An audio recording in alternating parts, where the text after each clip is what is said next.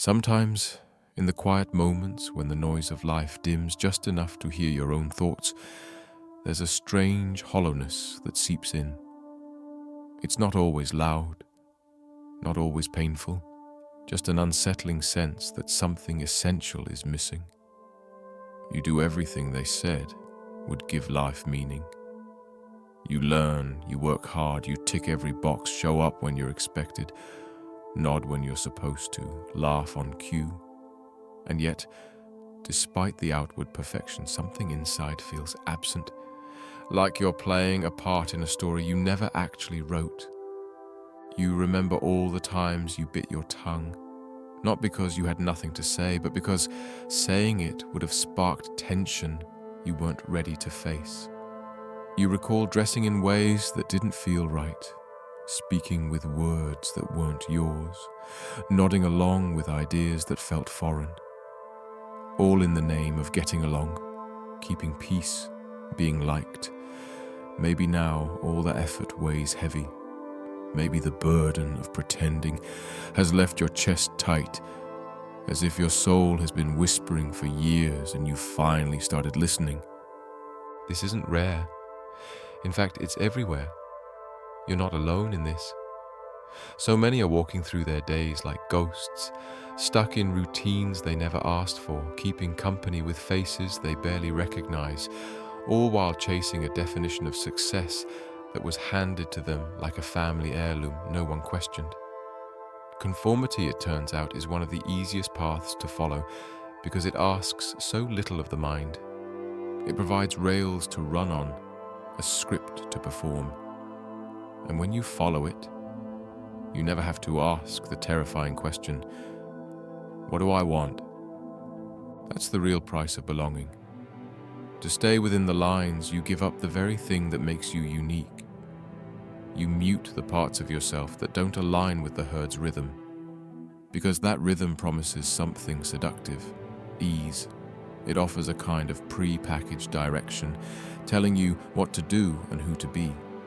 And as tempting as that sounds, what it takes from you in return is enormous. It demands that you abandon authenticity. And for many, that trade is made silently, almost unconsciously.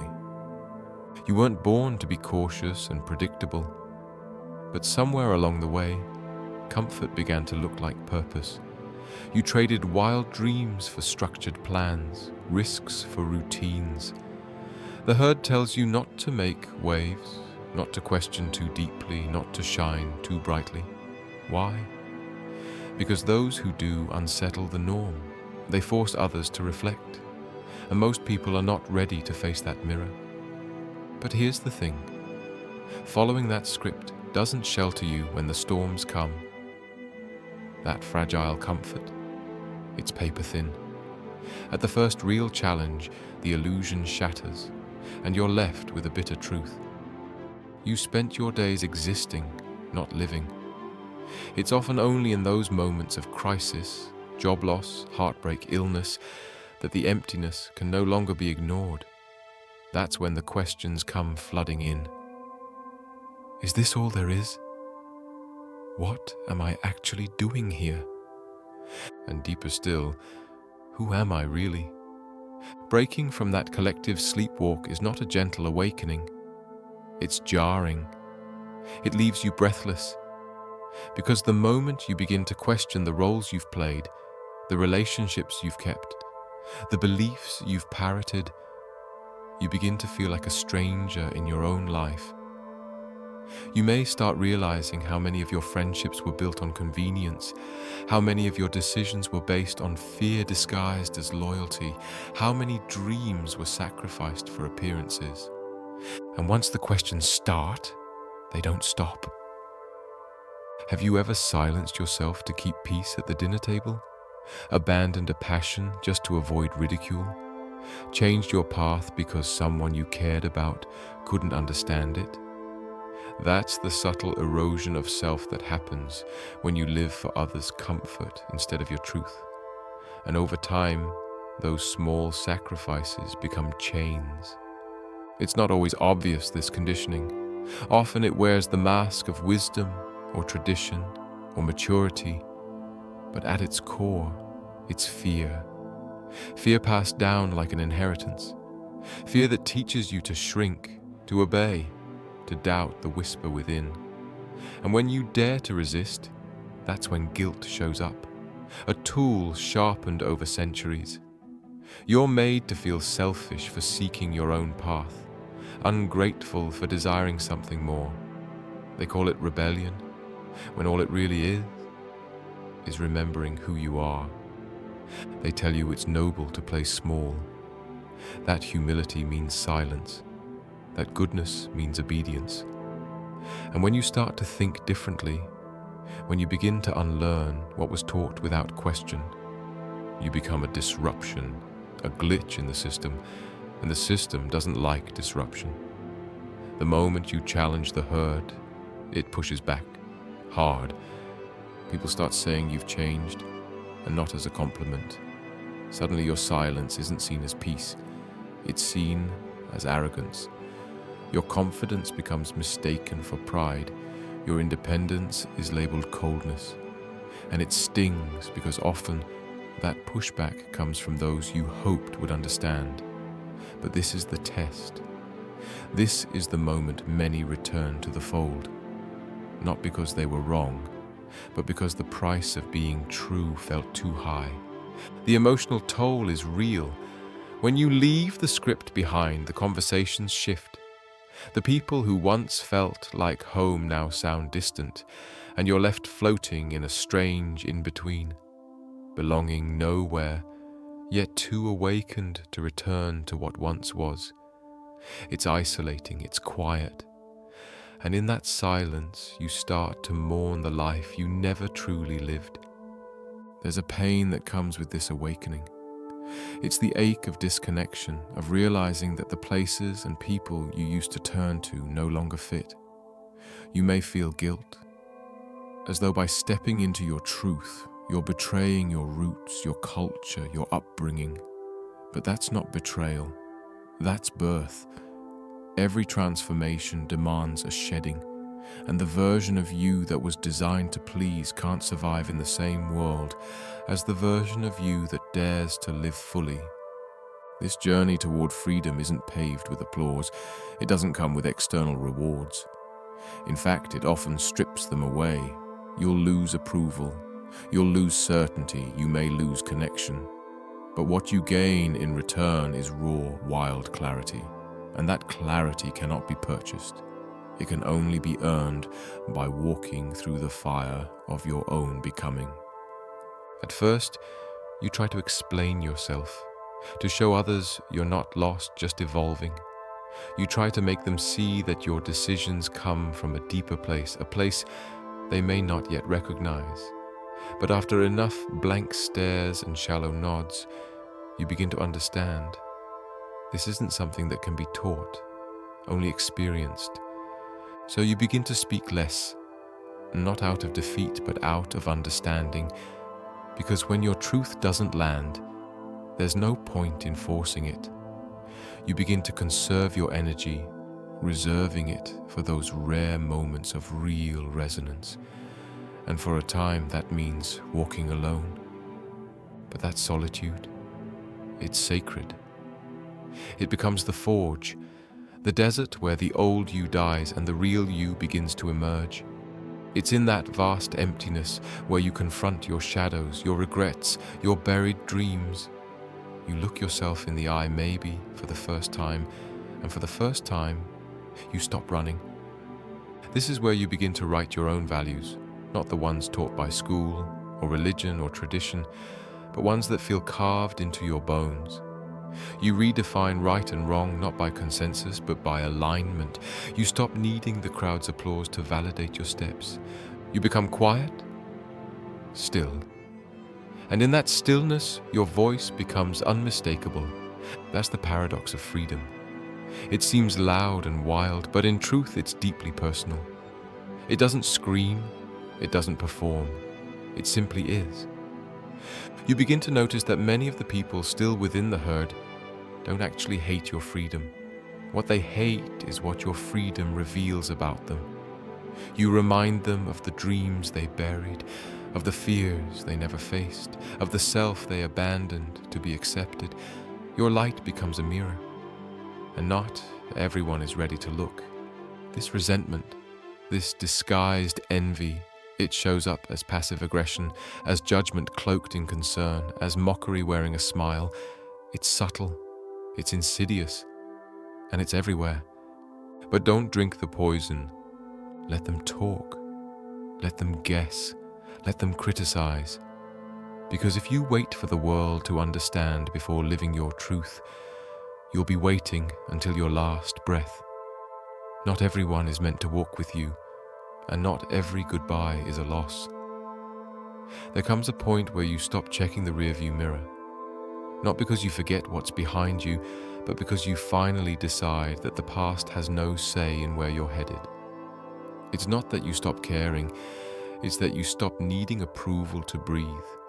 You outgrow the constant apologizing, the endless reshaping of yourself to fit expectations you never agreed to in the first place. Somewhere between solitude and self-discovery, you come to terms with the fact that peace does not come from others understanding you. It comes from you no longer needing them to. You begin noticing how often people cling to certainty as if letting go of it would unravel the fabric of their being. They wrap themselves in predictability, chasing validation like it's oxygen. And yet when you look closely, you can see the tension behind their smiles, the hesitation in their laughter, the hollow ring of words repeated too often to still be believed. They live by templates handed down for generations, never questioning the source, never testing the boundaries. You can't hate them for it, but you also can't join them. And so you stand at a strange intersection. You're no longer who you were, and not yet who you'll become. The ground feels uneven, the air unfamiliar. It's here, in this space between shedding and becoming, that transformation really begins. This in-between isn't chaos, it's rebirth. You're learning to exist without a map, to trust your internal compass, even when it spins with uncertainty. You stop chasing signposts. Instead, you become one. There's an ache that lives inside this process, a quiet mourning for a life that once felt comfortable, but now feels too small. The clothes no longer fit. The conversations taste like dust. The rooms you once filled with laughter now echo. You realize how much of your life was constructed to be digestible, to be likable, predictable, tame, and now you're tearing that scaffolding down with your bare hands. At first, the silence feels unbearable. You crave the noise, even the noise of disapproval, because it at least proved someone noticed. But as the days stretch forward, something subtle changes. The quiet stops being lonely and starts being sacred. It becomes a mirror, honest, sharp, reflective. You see yourself not as others have defined you, but as you truly are beneath all the layers. The parts of you that once whispered, now speak clearly. And what they say might scare you. They tell you to walk away from comfort, to challenge what you were taught, to choose risk over routine. And in that whisper is a challenge. Will you be brave enough to follow through? As you begin walking your own path, you start seeing how many of the rules were never real. They were simply agreements made in fear, written in invisible ink, enforced by shame. And when you stop agreeing to them, they lose their power. It's not rebellion, it's revelation. You begin to value discomfort, not because it feels good, but because it tells you you're growing. Growth, after all, doesn't happen in familiar surroundings. It happens when the ground shakes beneath you, when your beliefs crack, when your voice trembles as it finally speaks the truth. You trade certainty for honesty. You exchange safety for integrity. And it costs you, yes, but what you get in return can never be measured. And along this jagged road, you'll meet people who recognize the storm in your eyes, who know what it means to walk alone, who don't flinch at the truth, no matter how heavy. These are not many, but they are enough. You begin to value depth over frequency, presence over performance. The small, quiet moments with real ones begin to matter more than loud approval from crowds who don't really know you. You also start to see the difference between love and control, between care and manipulation, between loyalty and obligation. So many relationships are built on the unspoken contract of conformity. Stay the same so I can stay comfortable. And the moment you shift, even slightly, that agreement is broken. The reaction is swift: guilt, shame, distance. But the truth is, you were never truly loved in those arrangements, only tolerated for as long as you played your part. So you let them go, gently, or sometimes forcefully. You stop clinging to what can't hold you anymore. You realize that a love that punishes growth was never love to begin with, and a friendship that silences your evolution was always conditional. It doesn't get easier, but you get stronger. Eventually, you stop mourning every exit. You begin seeing space as a gift. Empty seats leave room for something real to arrive. You begin protecting your energy like a sacred fire, allowing only those who honor your flame to come close. You stop explaining yourself to those who've already decided not to understand. You save your words for those who are listening with more than just their ears.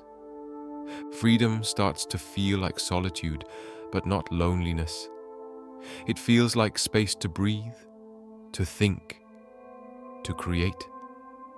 It feels like going to bed at night without the weight of performance, like waking up and making choices that actually reflect your heart, like saying no without apology, like saying yes without fear. And through it all, there is still resistance. Sometimes the loudest voices come from inside your own mind, the ones shaped by years of conditioning, whispering that you've made a mistake, that you're selfish, that you've gone too far. But now, you don't believe them so easily. You question the source. You challenge the narrative. And with time, those voices grow quieter. Not because they vanish, but because you've stopped giving them power. You've tasted truth, and there's no going back. The world still tries to pull you in. Billboards scream at you to fit in. Social media sells you curated masks. Family asks when you'll settle down. Friends ask when you'll come back to who you were. But your silence speaks for you now, not as absence, but as resistance. A quiet defiance that says, I'm no longer available for anything that betrays who I am becoming. You begin to notice beauty in the small, a walk with no destination, a breath taken without urgency, a moment of laughter that needs no translation. You no longer crave the grand performance. You're not trying to prove anything. You're simply living, fully, deeply, unapologetically. And that's where the magic is. It's not in the rebellion itself. It's in what it creates. It's in the art made from wounds, in the joy unearthed from silence, in the connections born not from need, but from truth. You realize that authenticity doesn't demand perfection. It simply asks that you show up, messy, unsure, still unfolding, and say, this is me. In time, you'll see how many others are watching, quietly, secretly hoping you won't shrink, because your courage becomes a permission slip. Not everyone will follow, but some will, and that ripple will reach farther than you ever imagined. What you thought was loneliness was actually preparation. What you mistook for weakness was the softening required for strength. What looked like the end was simply the beginning in disguise. You don't need to shout your truth. You don't need to defend your evolution. You are allowed to change, to grow, to become unrecognizable to those who never truly saw you. And you are allowed to keep going, Even if no one claps, even if the path stays rough, even if the voices grow louder before they fade. Because you are not here to be understood by everyone. You are here to live, to breathe fully, to love deeply, to walk away from anything that asks you to betray your soul for the comfort of others.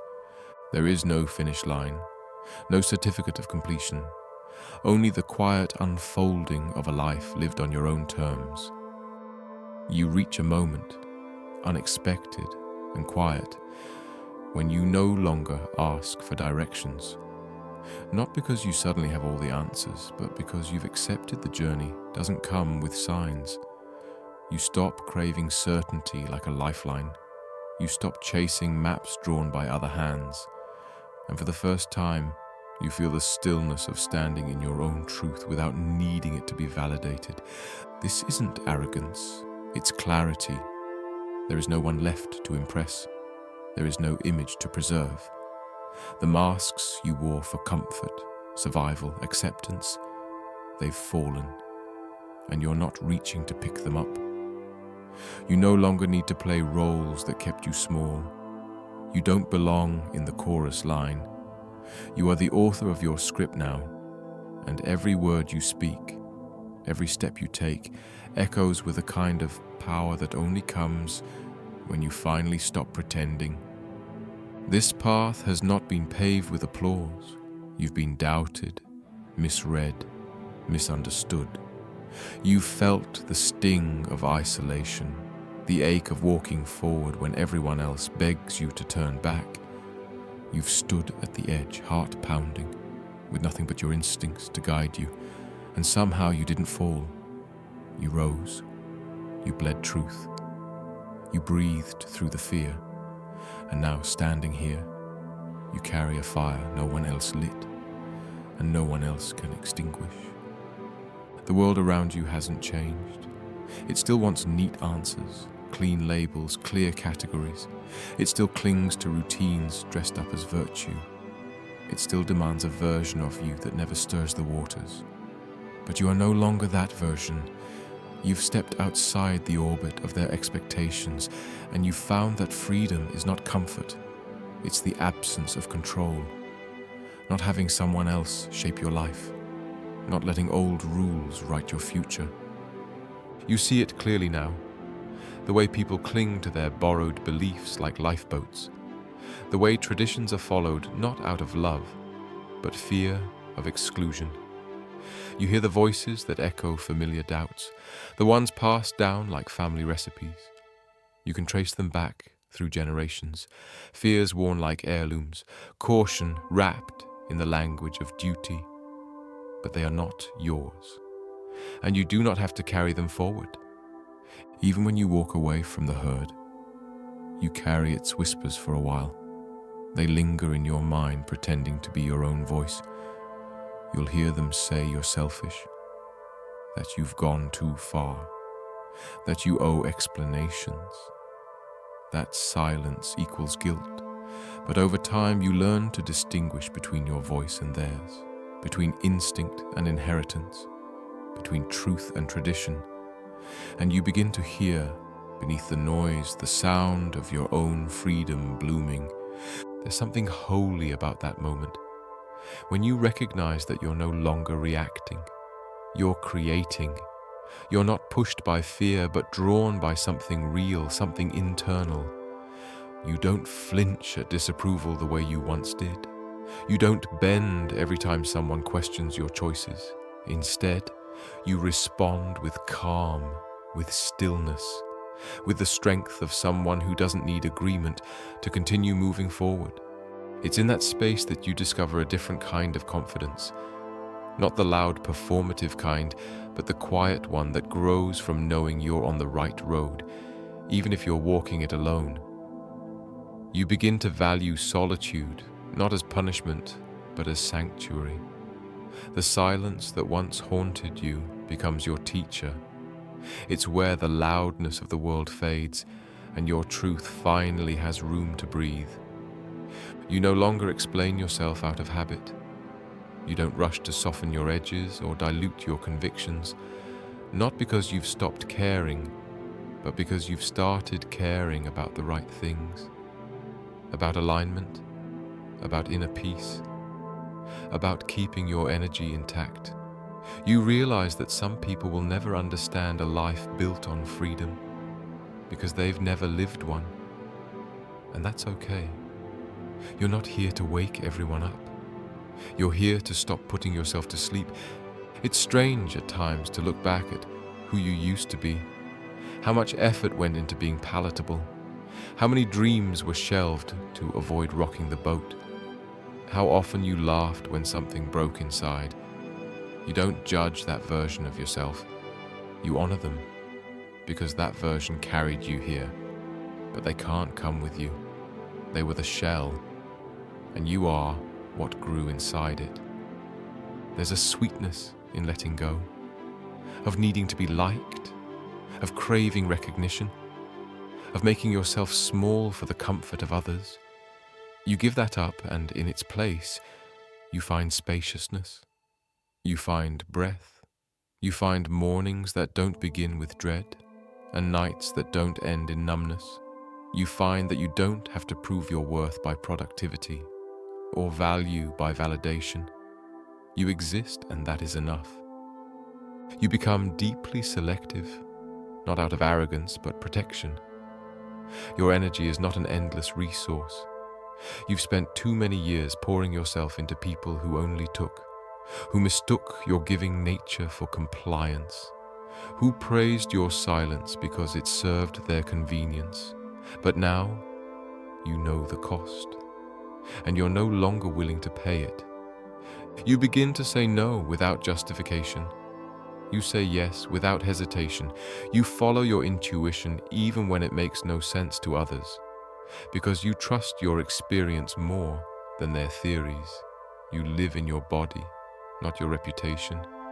You speak with your soul, not your script. And then one day, it hits you. You've stopped asking permission. You're no longer waiting to be chosen, included, validated. You don't need the invitation. You are the event. And if no one shows up, you still dance. That kind of freedom unnerves people. It forces them to confront their own reflection. Your peace disrupts their patterns. Your clarity exposes their confusion. And your joy, unattached, unapproved, reminds them of their own numbness. They may respond with distance, with resentment, with ridicule. But you've seen behind the curtain now. You know it's not about you. It never was. You stop trying to fix people who refuse to grow. You stop shrinking so others feel tall. You stop bleeding for those who wouldn't bandage your wounds. And instead, you pour your energy into becoming, into learning, into remembering the pieces of yourself that got buried beneath performance. And you begin reclaiming them, one by one. The way you used to laugh before you were told to be quiet. The way you used to move before shame taught you to freeze. The way you used to dream before fear whispered you shouldn't. These pieces return, slowly, gently, until you realize the person you've become is not a reinvention. It's a return, a reunion with your original self before the world taught you who to be. And now, you're no longer desperate to be seen because you see yourself. You no longer need to be heard because you finally listened to what your heart's been saying all along. You're not free because they let you go. You're free because you stopped holding on. It's in this space that a different kind of love finds you. One that doesn't demand performance. One that doesn't recoil at your fire. One that sees you, not the role, not the version, but the raw, breathing truth of who you are. That love may arrive in the form of a person or a purpose or a calling, but when it comes, you'll know it, because it doesn't shrink you, it expands you. You'll look around and realize the world still spins, the herd still moves, but you're not part of it anymore. You're not rebelling. You've just evolved. You're not rejecting life. You're finally living it, not for applause, not for tradition, not for reputation, but because your soul has waited long enough. And in the quiet of a moment no one else notices, you'll exhale. Not because you've arrived, but because you've begun. You've chosen a life that costs approval, comfort, and certainty, but it gives you back everything that matters: integrity, peace, and the kind of freedom that echoes for generations. They may never understand what it took. They may never thank you for breaking the cycle, but somewhere out there, someone's watching. Maybe it's a younger version of you. Maybe it's someone afraid to take the first step. Maybe it's someone who thought they were alone, and in your choice to be free, you give them permission to begin.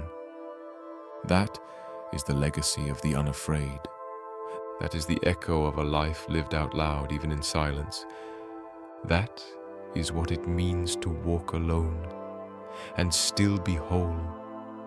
So now you walk not to escape, not to prove, but to embody.